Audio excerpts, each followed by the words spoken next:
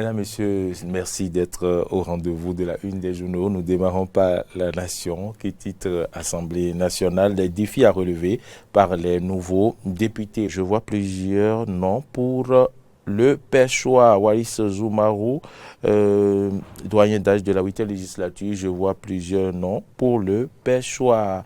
Et toujours à la une du quotidien La Nation, on peut lire qu'au constitutionnel, des griefs formulés contre des députés. Un dernier titre à la une du quotidien La Nation. Nouveau siège du Parlement sous les talons des citoyens acquiescent mais appellent à des poursuites. Nous allons passer à la une du quotidien Le Matinal. Le Matinal titre recours en invalidité contre 12 députés devant la Cour républicaine progressiste s'attaque. C'est Le Matinal qui l'écrit ce matin et titre également rapport sur les événements post-électoraux, les contre-vérités d'Amnesty mises à nu. On peut également lire à la une du quotidien Le Matinal, Pendjari, la sécurité se renforce dans le parc.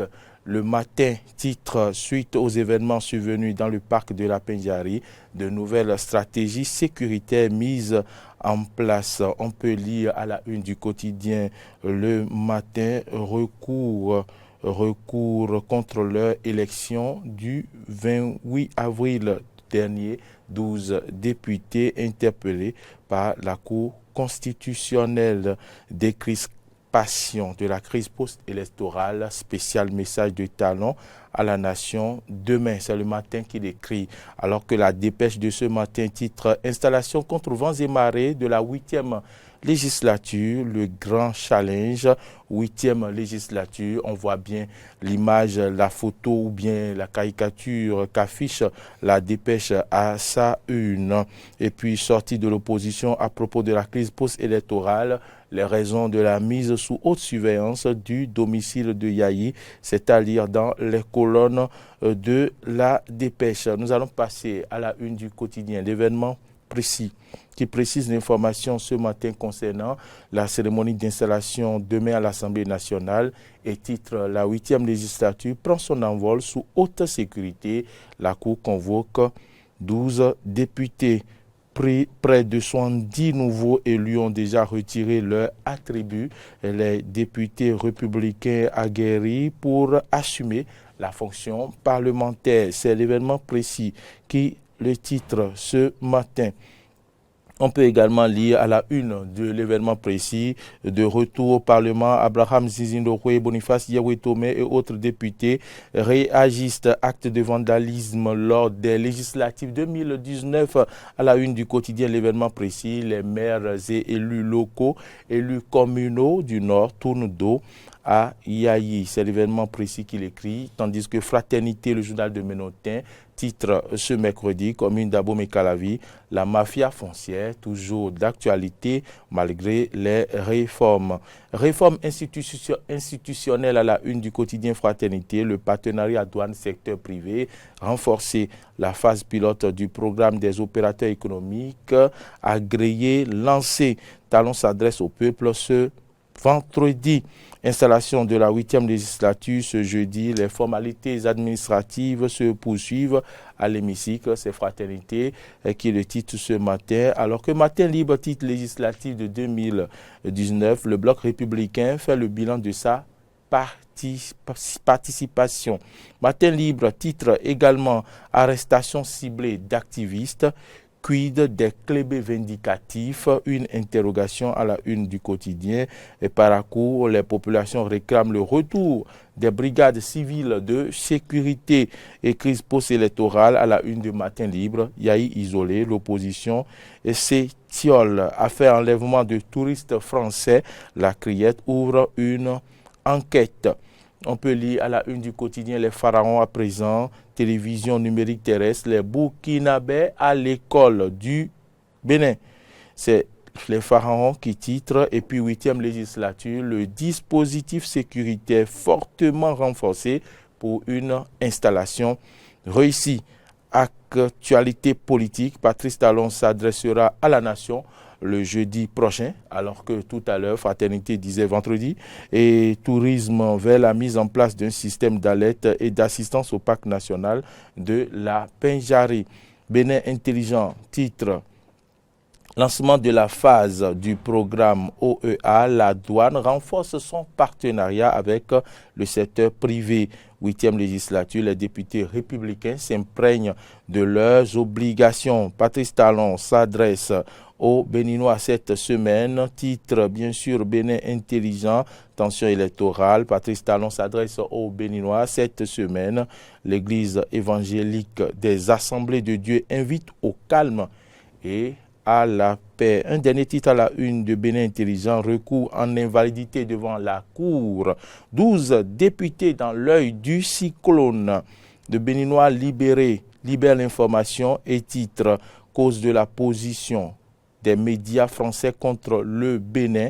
C'est clair comme de l'eau de roche, mais il y a un coup qui se prépare contre Talon. C'est le Béninois libéré qui le titre. Partenariat douane sécurité, secteur privé, phase pilote du programme des opérateurs économistes agréés. Tout sur la cérémonie du lancement avec des photos à la une du quotidien de Béninois libéré. Un autre titre à la une du journal, démantèlement du plus grand réseau de la mafia foncière d'Abomey et Calavi. Le cerveau vital qu'un homme arrêté. Il a coopéré en citant des noms de hautes personnalités politico-administratives. Législative 2019, le bloc républicain fait le bilan de sa participation. Le progrès à présent, titre 8e législature. Les nouveaux députés reçoivent leurs attributs. Crise post-électorale, la position de Amnesty International en question. Une interrogation à la une du journal Le Progrès qui titre également hommage à Franck Bédji, le gouvernement honore le martyr de la Pendjari. Merci Fiacre. Et c'est allié, merci Fiacre Bédji, c'est allié à la une du quotidien Le Progrès. Et pour finir, Konaï Aïssé à la une de Best Info. On peut lire tension post-électorale, Patrice Talon à cœur ouvert avec son peuple demain, jeudi, après les brillantes performances réalisées lors des législatives du 28 avril 2019, le bloc républicain dresse un bilan glorieux et envisage l'avenir politique. Et puis, rapport de l'ONU sur l'indice du bonheur, le Bénin, classé 6e pays le plus heureux de l'Afrique subsaharienne. Voilà ce qu'on peut retenir pour les unes des journaux de ce mercredi 15, nous sommes 15 mai 2019. Merci à toutes et à tous de nous avoir suivis sur Diaspora FM et Eden TV. Merci à vous, Anomori Agua. Plusieurs sujets évoqués par les confrères ce matin. Nous allons commencer certainement par l'installation de la 8e législature pour demain jeudi 16 mai 2019 à l'Assemblée nationale à Anomori Agua. Oui. On s'achemine quand même vers l'installation de la nouvelle mandature. Oui. Les députés qui ont commencé à recevoir déjà leurs attributs, oui, les députés nouvellement élus, bien sûr. Oui, on a vu à la une d'un journal que 70 députés ont déjà reçu leurs attributs sur 83. Donc, c'est quand même un pourcentage très élevé. Les députés se préparent donc pour s'installer demain, c'est demain, jeudi, pour prendre les rênes de la 8e législature. Et donc, voilà, ça se fait après les élections, après toute cette tension qui peut-être continue et qui s'apaise par endroits, on va vers l'installation de la 8e législature. Et c'est la logique normale des choses après les élections. Si certains ont dit non, qu'on n'ira pas aux élections et que nous sommes allés aux élections et qu'on a proclamé les résultats, donc la suite, c'est l'installation des députés. Et donc, c'est ce à quoi nous allons assister demain. C'est une suite logique. La nation parle déjà des défis à relever par les nouveaux députés. Oui, la nation évoque les défis à relever. Il faut aller dans les colonnes du journal pour avoir plus de précision sur les défis. Ce qu'on peut dire, c'est que cette législature a d'énormes défis à relever quand on sait les conditions, les circonstances dans lesquelles ce Parlement est en train d'être mis en place. Je ne sais pas les défis dont parle la nation, mais je ne suis pas certain d'entrevoir ces défis-là. Pourquoi d'énormes défis? Est-ce qu'il y a des défis à relever lorsqu'on a une... Le Parlement aura à régler les questions liées justement au code électoral, par exemple, la nouvelle charte des partis politiques, ce qui certainement ce n'est pas évident. A empêché... Non, ce n'est pas évident. Si la 7e législature n'a pas pu régler ces questions... Quand on tient compte quand même de la position, même des acteurs de la mouvance présidentielle, et surtout tous ceux qui appellent aujourd'hui à la paix, on dit oui, allons aux élections, et après les élections, on pourra corriger. Mais qui pourra corriger? Ce n'est que le Parlement qui pourra corriger. Oui, mais nous ne pouvons pas, nous ne pouvons jurer de rien en ce moment. Et nous ne pouvons pas bomber le torse en ce moment et dire que oui, le Parlement, la 8e législature corrigera les insuffisances. On ne peut pas le dire. On ne peut pas le dire. Donc, je pense que c'est trop tôt, c'est quand même prétentieux de penser que ce que la 7e législature, qui avait toute la possibilité de remettre les pendules à l'heure, n'a pas pu faire, que la 8e législature peut le faire. Peut-être il est permis de rêver pour ceux qui pensent ainsi. Peut-être que moi, j'attends qu'on en arrive à ce point avant de me rendre compte qu'effectivement, c'est l'un des défis de la 8e législature. Ça devrait quand même être fait, parce que dans 8 mois, vous savez, il y a les élections communales, municipales et autres. Il faut forcément corriger ce qu'il faut corriger maintenant pour éviter d'autres frustrations aussi. C'est le moment de corriger. Les frustrations sont là et puis on a espéré que les choses se corrigent pour que tout le monde participe aux élections. Ça n'a pas été fait. Première priorité, en tout cas pour nous, ça va être les premières priorités. Peut-être que nous voyons aujourd'hui l'actualité politique, comment la chose bouge. Il faut certainement ramener le calme dans la maison. Si vous y croyez, je vous le concède. Par rapport à cela, non, ce n'est pas un fait de croire.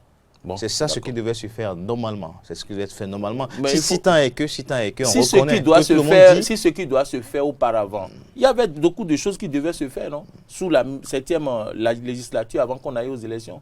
Qu'est-ce qui a été fait? Oui, mais le problème politique qui est posé aujourd'hui, la solution est une solution parlementaire.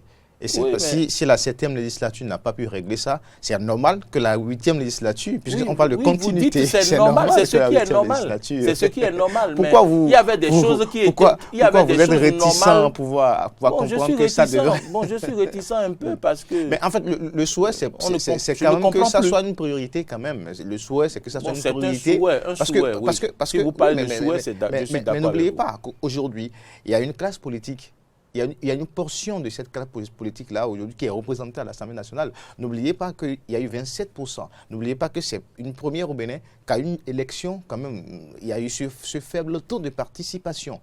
C'est pour ça que ça devait normalement être une priorité pour la 8e législature, de pouvoir s'attaquer à ces questions, de pouvoir régler ces questions avant les autres élections qui se pointent déjà à l'horizon. Je crois quand même que ça devait être... Si l'on veut voir les choses de façon objective et constructive, je pense quand même que ce que vous dites sera réalisable. Mais si ce n'est pas le cas, je pense quand même qu'on peut ne pas... avoir le résultat que nous espérons. Nos souhaits peuvent ne pas se réaliser, mais espérons que ces souhaits-là se réalisent. Il est également annoncé dans la presse que 12 députés ont des sièges encore en ballottage, recours en invalidité contre 12 députés. Oui, en début de semaine, on avait déjà vu qu'il y a des recours en invalidité de sièges qui ont été adressés à la Cour constitutionnelle. Vous le savez, les intéressés doivent rapidement, au plus tard en 24 heures ou 72 heures ou plus, écrire, donner des explications. Et donc, ces 12 députés, j'ai rapidement parcouru les noms. Il y a bien sûr le doyen d'âge, Wallis Soumarou, son nom y figure. Et donc, mais je pense quand même que c'est encore lui qui a convoqué les députés pour la plénière de demain. Et donc la rentrée, c'est pas encore la rentrée, pour l'installation. Et donc, le bureau d'âge aura donc la lourde mission. La lourde mission, oui.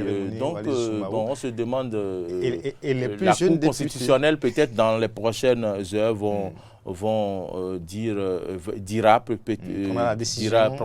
nous dira la décision finale, et nous dira les sièges invalidés, ou nous confirmera, bien sûr, la position des 12 députés dont les sièges ont été remis en cause. Donc voilà, et suite à cela, l'installation aura lieu quand même, qu'on le veuille ou non. Mais c'est vrai qu'il y a quand même des notes, de belles notes quand même à constater. Parce qu'à l'Assemblée aujourd'hui, il y a plusieurs nouvelles têtes.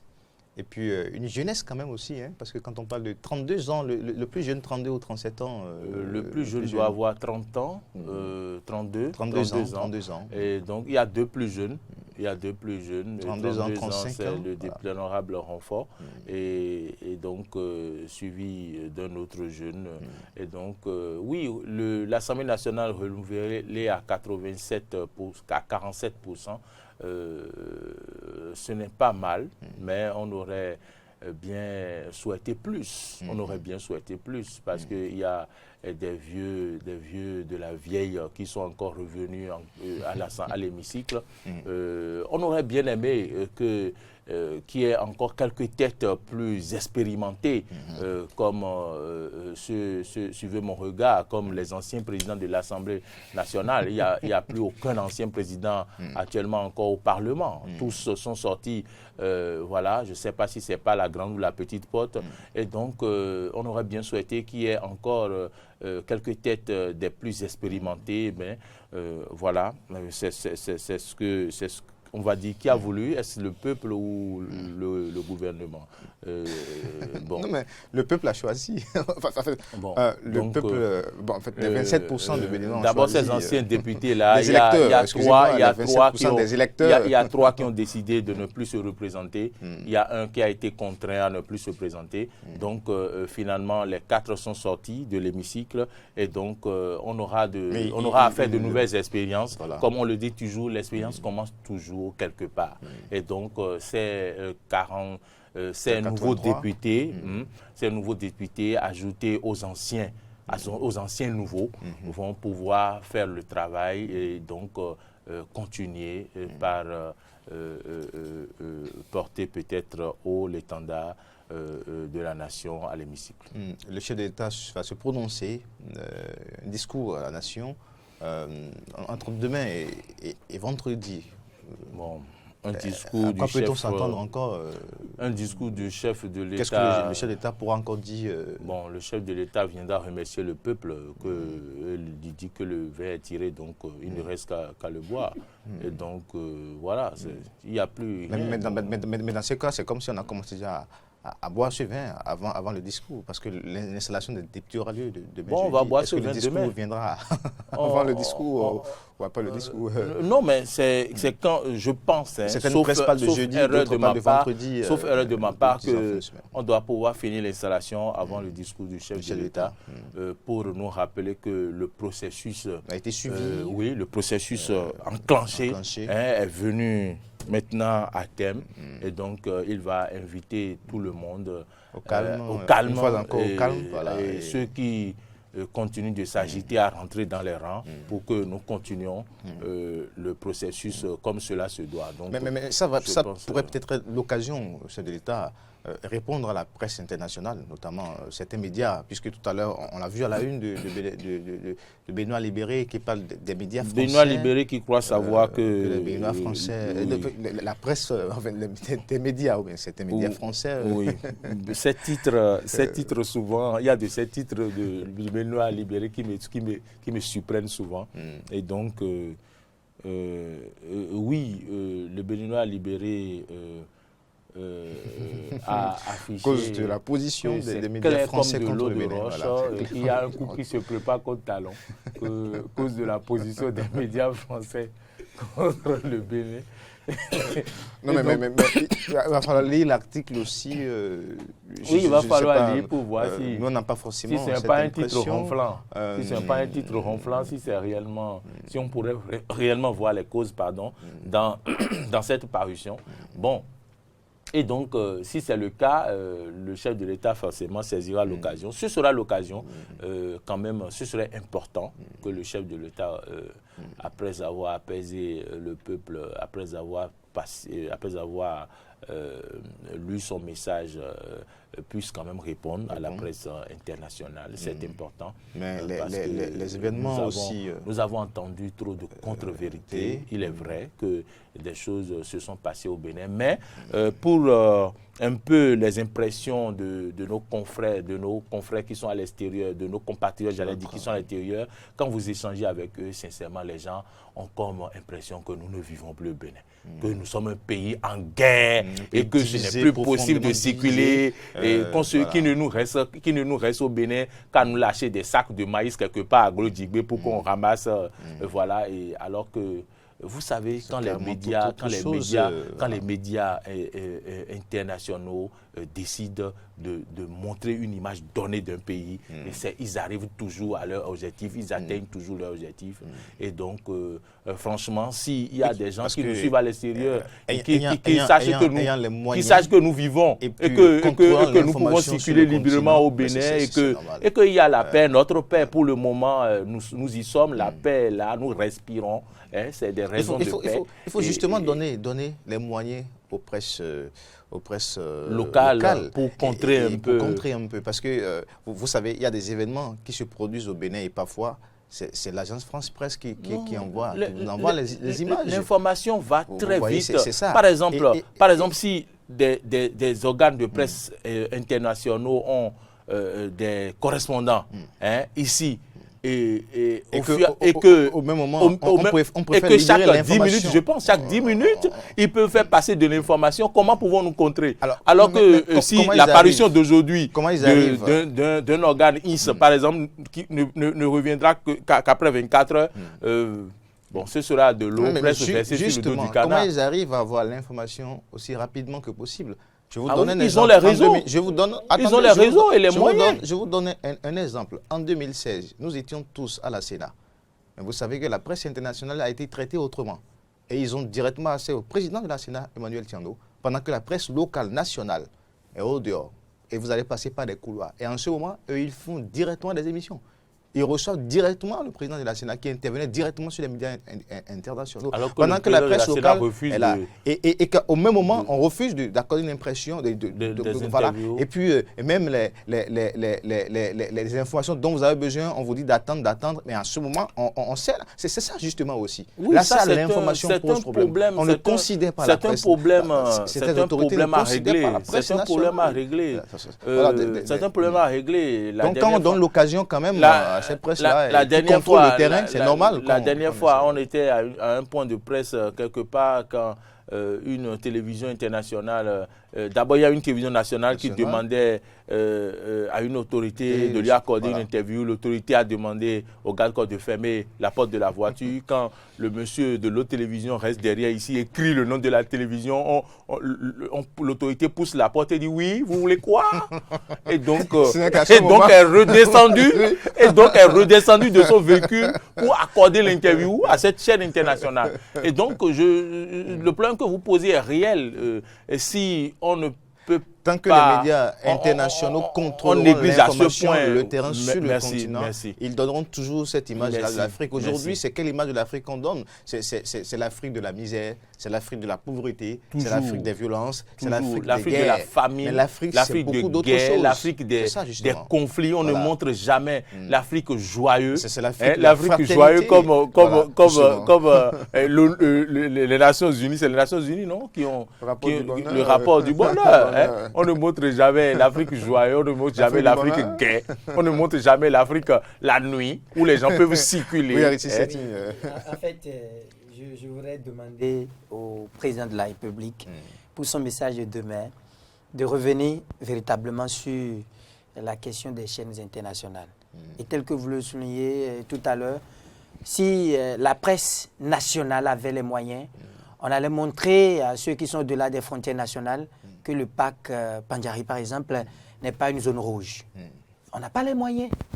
On n'a pas les moyens pour aller au parc. Et même, par exemple, on n'a pas les moyens pour contrer pour aller même au parc, par exemple. La horde de communication. Tout à fait. Pour aller, par exemple, au parc. Tel que Mori Anoagwa le dit. Tel que Mori le disait tout à l'heure. Si on prend, par exemple, une chaîne internationale et une chaîne nationale, les deux chaînes vont au niveau du parc. Vous allez voir tout de suite qu'ils vont faciliter la tâche à la presse internationale qu'à la presse locale, nationale. Oui. Et c'est ce phénomène. Vous allez dans l'administration aujourd'hui, vous dites que vous êtes de telle chaîne et l'autre dit qu'il est d'une chaîne internationale. On considère plus cette chaîne internationale qu'à la chaîne nationale. Or, c'est nous qui avons la possibilité et la lourde responsabilité de révéler ce qui est dans notre pays. Oui, et c'est ça aujourd'hui, au moins ça, ça va permettre à la direction de communication. Et nous, on a la responsabilité aussi de ne pas manipuler l'information. De ne pas manipuler l'information. Vous savez, on doit dire la réalité, mais les autres chaînes qui sont là-bas, vous allez voir, avec cette affaire de crise post-électorale, cette affaire de Parc Pandjari, si vous suivez la chaîne internationale, vous allez vous demander si vous vivez réellement au Bénin. Ça, c'est pas de la blague. Et la direction de la communication de la présidence et tous ceux qui assurent la communication de la présidence savent effectivement que les chaînes internationales, notamment celles françaises, ont tiré à boulet rouge sur le Bénin. Or, il y a des choses ici que nous pouvons révéler. Mais si on n'a pas un minimum de moyens, on ne pourra pas le faire. On ne peut qu'informer dans notre pays et aller au-delà, ça va créer problème. Donc, moi, je souhaiterais désormais qu'on considère les chaînes nationales, publiques comme privées, qu'on nous considère et qu'on nous donne les moyens, qu'on nous permette d'aller à la source de l'information réellement. Parce que personne ne refuse, il n'y a pas une décision. Vous allez voir un député, par exemple, aujourd'hui. Il faut donner les moyens est-ce que vous avez aux presses locales. Je souhaiterais même qu'on donne de l'ordre à ces autorités qu'on nomme ou ces autorités élues. Vous voyez une autorité aujourd'hui, vous lui posez une question, c'est difficilement que ces autorités-là acceptent de parler.